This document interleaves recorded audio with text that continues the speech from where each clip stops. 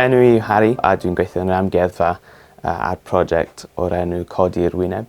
Pwrpas y prosiect yw i greu canllaw newydd i adnabod rhywogaethau gwahanol o falwod Dŵr Croyw. Yn yr Amgueddfa Cymru mae gyda ni'r ail casgliad mwyaf o gregyn yn Prydain. A mae'r casgliad yn rili bwysig i ni fel gwyddonwyr. Mae gwyddonwyr yn dod mewn i'r amgueddfa i ofyn am specimen specific. Falle os mae anifail wedi lleihau mewn niferoedd yng Nghymru dros Prydain, a mae'r cregyn yn helpu gwyddonwyr i weld sut mae anifeiliaid yn neud yn ein cynefinoedd heddiw. Be dwi'n neud yn yr amgueddfa yw rydw i'n mynd trwy'r casgliad, rydw i'n tynnu lluniau o'r casgliad o'r cregyn ar gyfer canllaw newydd ni.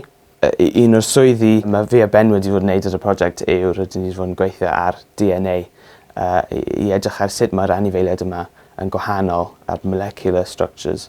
Rydyn ni wedi fod yn gwneud lot o waith yn y lab, yn edrych ar sequences DNA gwahanol i weld sut mae'r anifeiliaid yn gwahanol.